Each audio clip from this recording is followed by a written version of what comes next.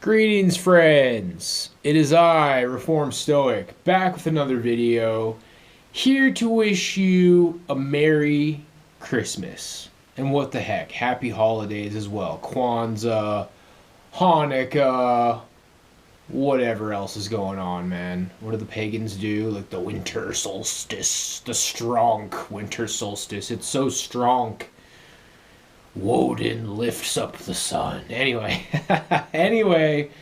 I've been thinking about this video last couple of days. Why do so many people hate Christmas? And let's be real, why do so many chuds hate Christmas and chudettes?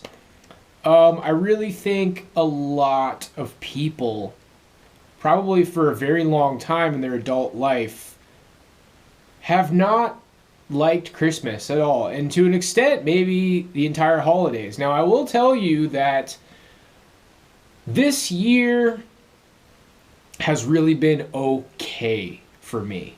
No victories necessarily, small victories, but I'm pretty proud of myself in how I have handled the holiday stretch. Usually how it goes is Smeartober is great.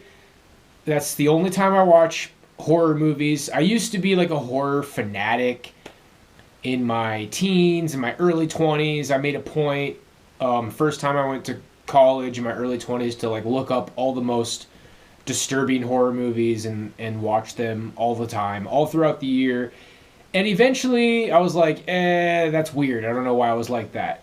And so then I only revisit that part of my personality and myself during October, all through October. All October is basically Halloween for me. Now, I did realize this October that I actually got kind of burnt out. It got to a point where it's like, okay, I'm kind of tired of watching horror movies and I'm ready for this to be over. So I'll remember that for next October. I'll probably wait till like the 10th or something. I'll have some sort of like a happy-go-lucky movie marathon to try to like prepare myself for Smeartober or whatever. I don't know. An entire month was a little bit much for me. But that always goes smooth. But usually what happens is like it hits me like a ton of bricks in November.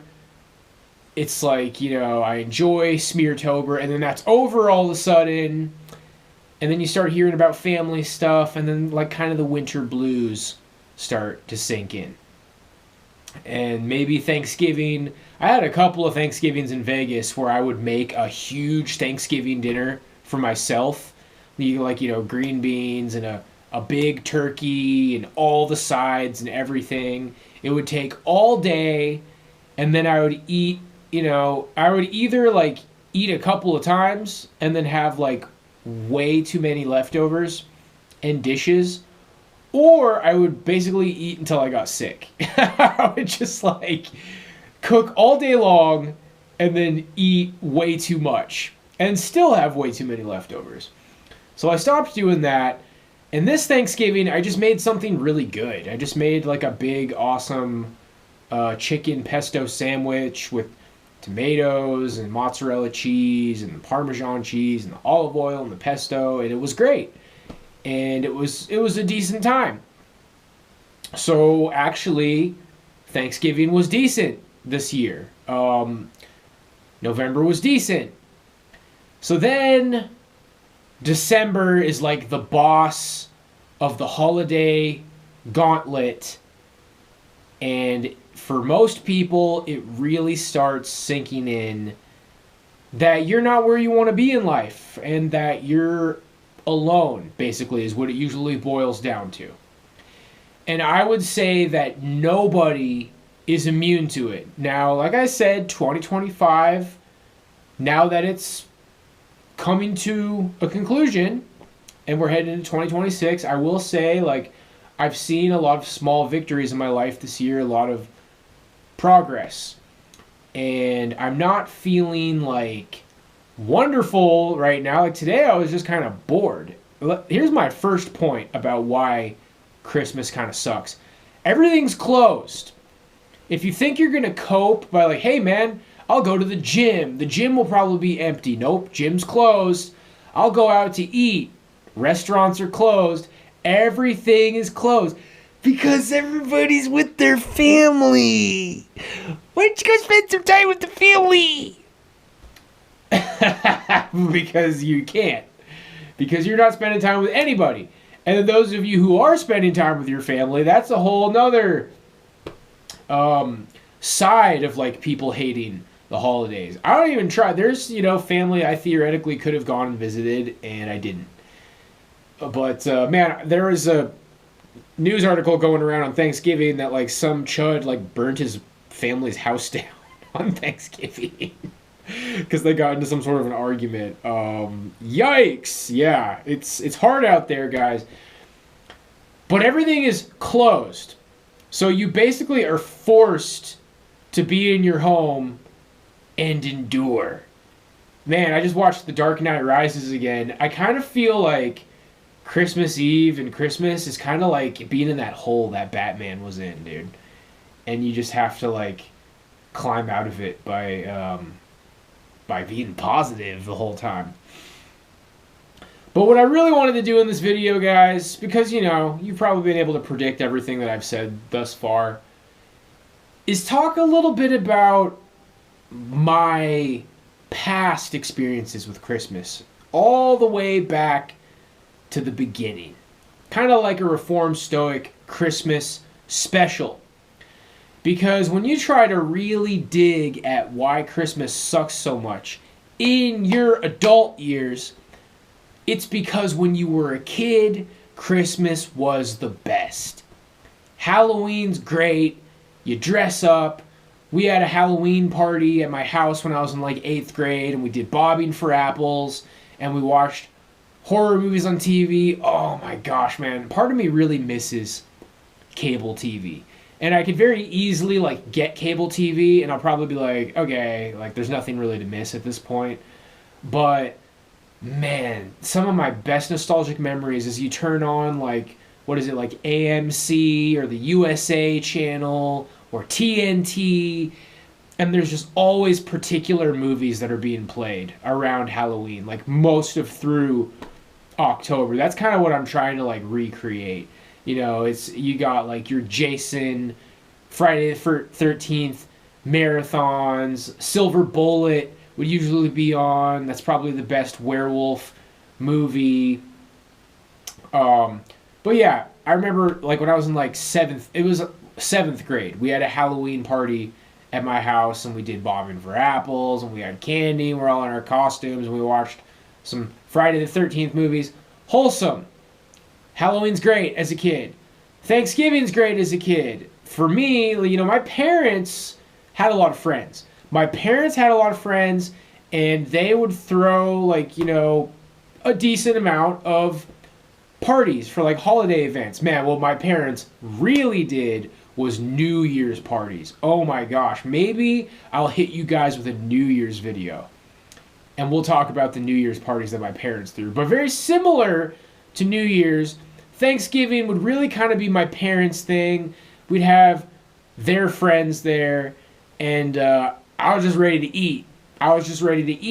And, I'd be in my room, being cozy, playing video games and doing whatever, and then have a big meal, and then maybe we'd all talk about what we're thankful for. Halloween, great. Thanksgiving, great. But nothing beat Christmas.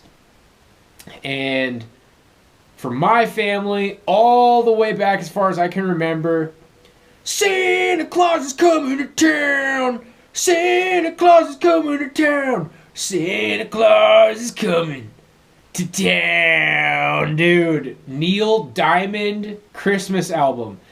And I was in my car doing a little drive like a week ago or so, and some other version of that song, Santa Claus is Coming to Town, was on.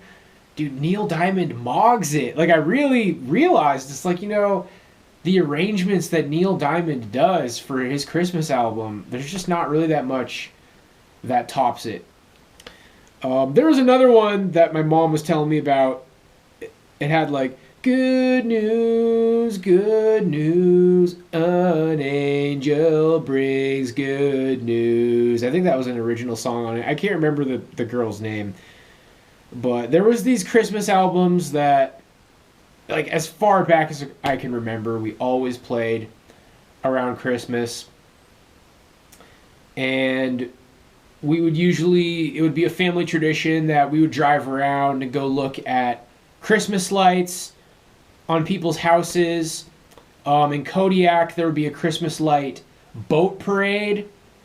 So, you know, there's just like boats driving by and they got Christmas lights. That's pretty wholesome stuff. I actually think I went to one of those last time I was there. Like the first year that I was there. It got to a point where I was just full on chud and I just stopped participating in Christmas at all. It's ironic because way back in like 4th grade or 5th grade, I think it was 4th grade, I played the Grinch in a play. I was like a good child actor and I tended to get the big roles. I was the lion in the Lion King in The Wizard of Oz. I was Harriet Tubman's dad in the Underground Railroad.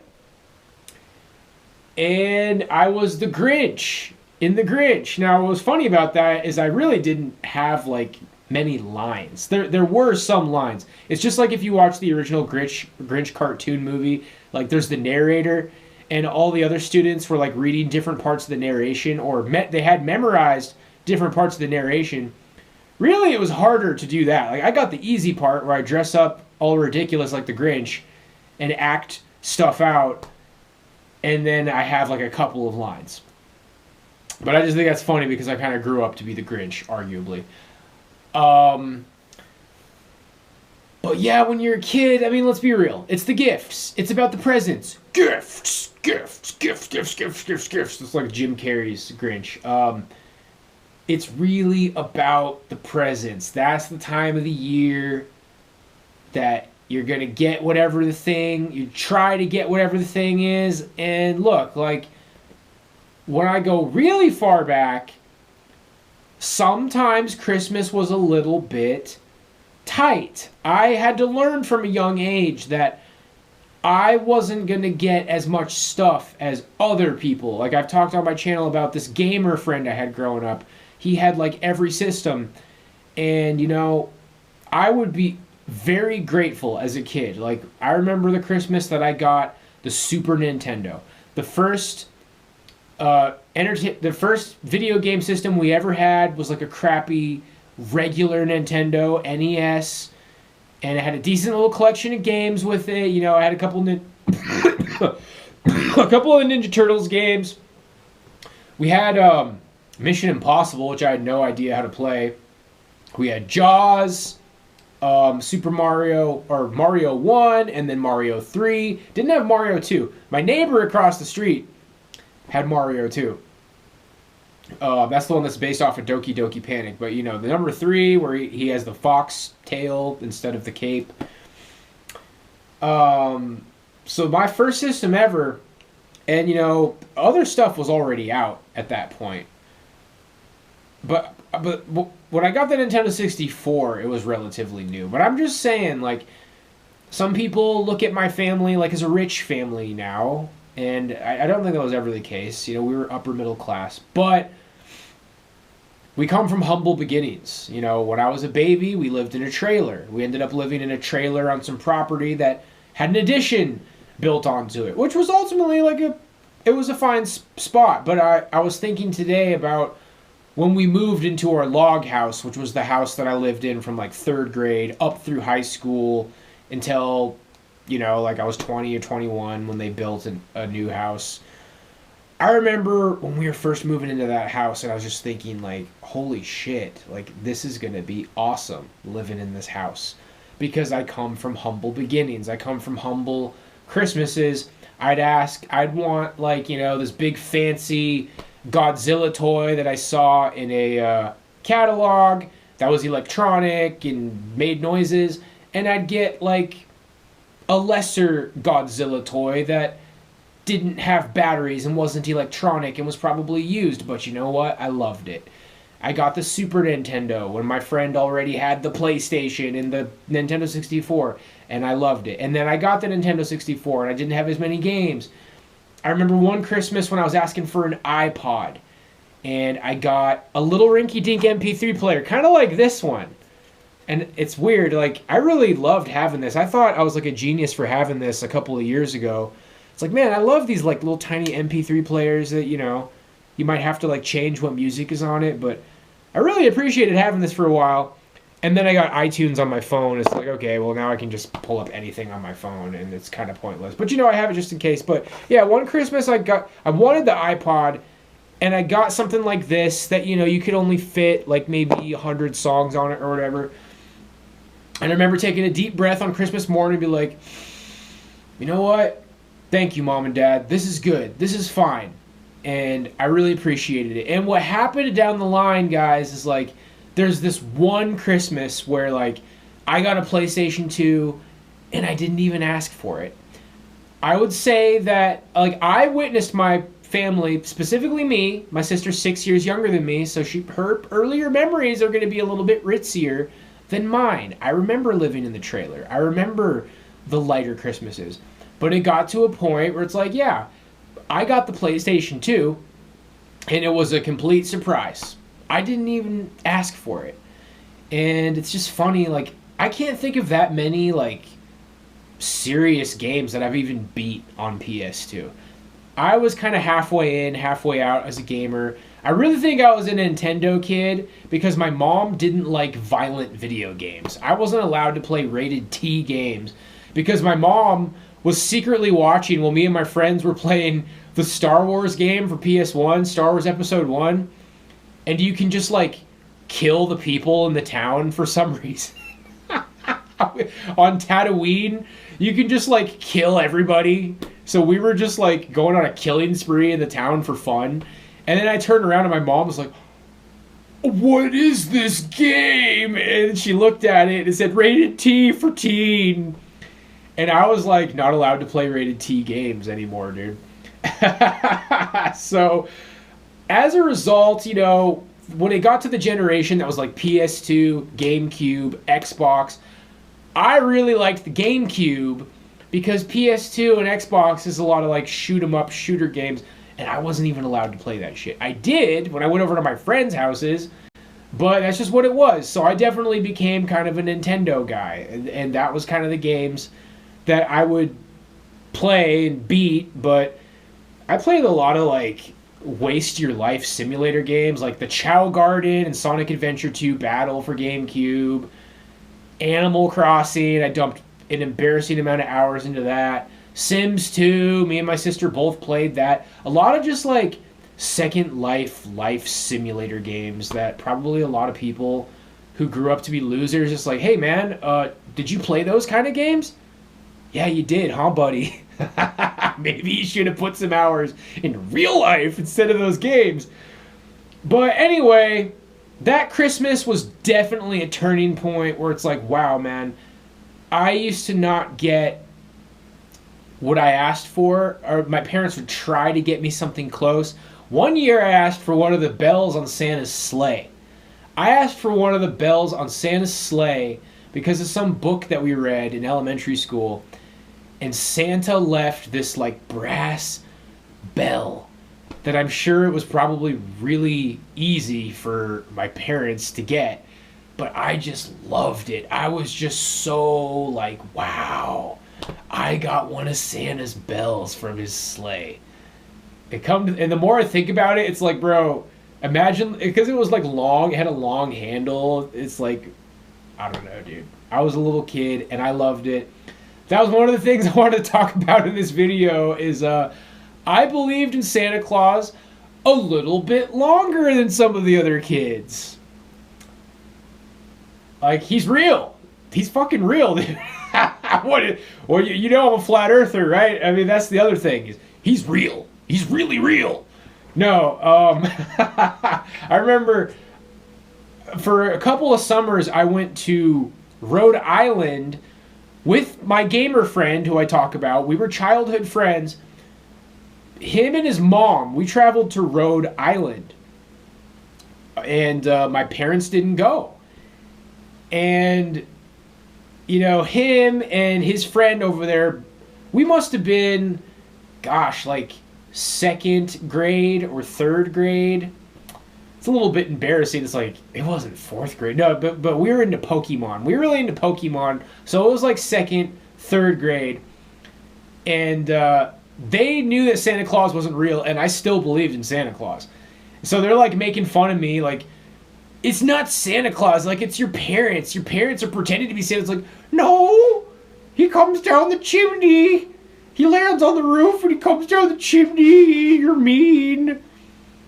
And so, yeah, they ruthlessly made fun of me. And then I remember asking my mom, like, Mom, is Santa Claus real? Don't lie to me. Don't lie to me, Mom. and then she told me when I was like in second, third grade that Santa Claus wasn't real. And that was kind of tough. That was kind of hard on me. And then you're kind of like traumatized. And then you do the same thing to like other kids. See, there is this girl who actually grew up. I kind of got reintroduced to her when we were older, and she was interesting. This kind of made me think, like, when chuds are talking about how it's impossible to have girls as platonic friends, I really do think that I kind of considered this girl a friend when we were older. And she was kind of hot, and something probably could have happened there. I got to tell you guys, when I'm talking about, like, how I blew it with girls, there's a couple of girls that I knew for like a lot of my life who I actually kind of considered friends, and who I think for a while really kind of were good friends. I think some of those girls liked me, and they were hot. I had girls that I considered friends that I actually think were kind of hot, and I would have been down, but I was a little bit hesitant to try because I really did value our friendship. And this is a girl from my childhood. We both opened packs of Pokemon cards that our parents got from the auction. She got a Lapras and I got Mew. I got Fossil Mew, and she started crying. And we have some funny memories as kids. And one of them is because, I got traumatized by kids making fun of me for still believing in Santa. So then I'm making fun of her. We're sitting in a car while her mom's in Safeway. It's like, you believe in Santa? It's like, yeah, Santa's really real, and the Easter Bunny and the Tooth Fairy. I'm like, no, none of that's real. None of that's real. You're stupid. It's your mom putting the money under your pillow, and it's mom bringing the presents, and it's mom hiding the eggs, and yeah, so, that's all a big trip down memory lane. When you're a kid, Christmas is like warm and fuzzy and gifts, and I have a wealth of memories. One of them is that I asked for a double bass pedal. Like, just a couple of years into playing drums, I asked for a double bass pedal. And what my parents would do is we had a boiler room in the garage, and like a couple of days before Christmas, they would put all the presents in there, thinking that I'm not going to look in there. And me and my old drummer friend, who actually kind of looked me up, and we've been chatting a little bit on Instagram, reconnecting, we found it in there. We set it up on my drum set, and we jammed out with it, and then we put it back in the boiler room. I didn't even remember that. He brought that up when we were reconnected like a couple of weeks ago. But so there's Christmas as a kid, and there's all these things that you take for granted. It's like you're guaranteed to have a mommy and a daddy when you're a kid. You're guaranteed to get gifts. You're guaranteed to like have a place to go on Christmas. You're guaranteed to be around family on Christmas. And, then there's like my early 20s, and I was still taking trips home to Kodiak. Those are some of my kind of prime, like, I'm still coming back to visit Kodiak. I still have friends. I'm still partying. That was really kind of the prime of me, like, hooking up with some girls, trying to wave my status around. But I look back on those times, and, I've told these stories before. Like, I could see that some people felt some type of way about me, and some people were kind of trying to gatekeep me, kind of trying to, like, fucking make me look bad and fuck things up for me. But, yeah, so in my early 20s, I still went home for Christmas, but it just gets to a point, guys, wrapping it up, let's go ahead and wrap it up. It gets to a point, it's kind of like an initiation as an adult. It's like, wow, it's the Christmas season, and I no longer am excited about people buying me things.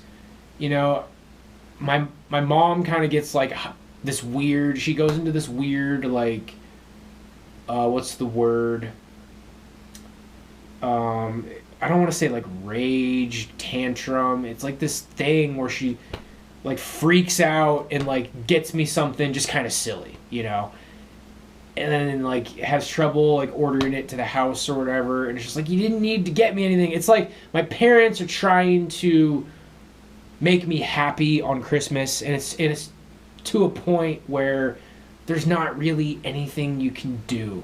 The only thing that could make people who hate Christmas happy is for them to have a relationship, is for them to have a romance, to ultimately be where they want to be in life.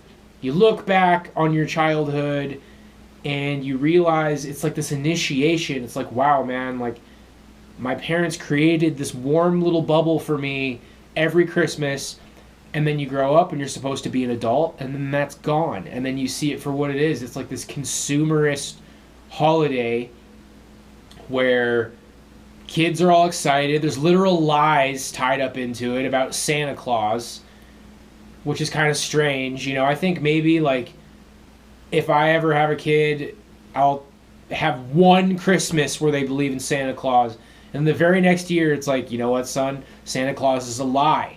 I want you to understand that people lie. I lied to you, son. Never again. Never again. Other people will lie to you for the rest of your life. Politicians, your teachers. Your teachers are going to tell you this. This is the real truth, son. Anytime your teacher tells you anything, you come home and you ask Dad, and I'll tell you the real truth. Don't tell anybody that Daddy tells you the real truth. It's just lies and consumerist, and then some people are like, it's really about Jesus. It's, Nurgle from the death metal band Behemoth he's popping up on my feed lately, like, Nurgle says that he celebrates Christmas because it's a time about family. And he's like a real raging, outspoken, like, he like rips up Bibles on stage and stuff. And it's just kind of fake, dude. Christmas is like the crown jewel of our fake capitalist consumer society. And if I ever have a family of my own, I'll wear the freaking sweaters and drink hot cocoa, and I'll keep the traditions going, and I'll drive my family around to the boat light parades and looking at the lights. But every single Christmas is a time when chuds and chudettes are like, hey, you know what? Like, that's another year, and I still am not really where I want to be. And it's just hard for single people to feel okay on the holidays. A lot of us know your family's going to call people that you never talk to. Merry Christmas! So how's it going? What's your plan? What do you got going on?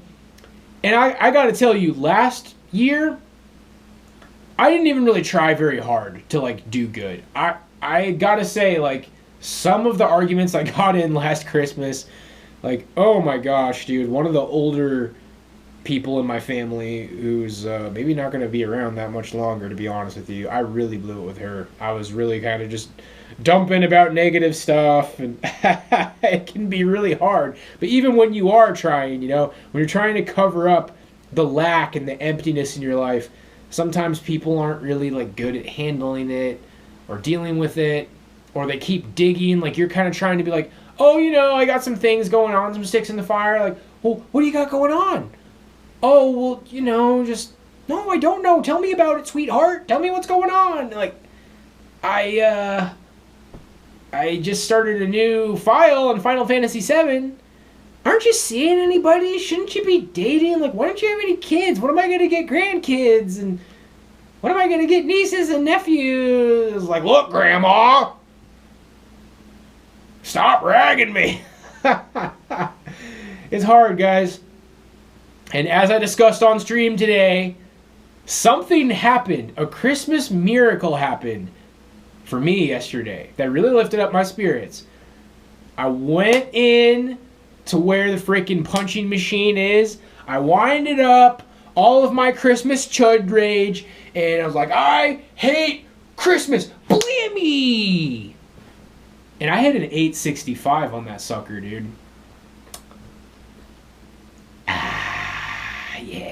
Yeah, I hit an 865, guys. I did not know I was capable of that. I had a full boxing workout that day. I was all warmed up. And I gotta tell you, I gotta be honest with you, like, for me, that is probably the only reason that I'm not, like, depressed today, and why I don't think I'll be depressed tomorrow. I'm feeling pretty good. It's like, damn, man, I couldn't do that in my 20s. I'm kind of like, I was trying to talk up the 811 that I threw before, and it's like, no, 865 for a 170-pound guy, that's just hard as fuck, dude. I watch the hard hitters on Instagram. I watch these guys who compete and do that. The really big guys, like well above 200 pounds, who have really good technique, they hit like 950. The really big guys who like don't have that great a technique, maybe they'll hit like 890 and they'll be embarrassed.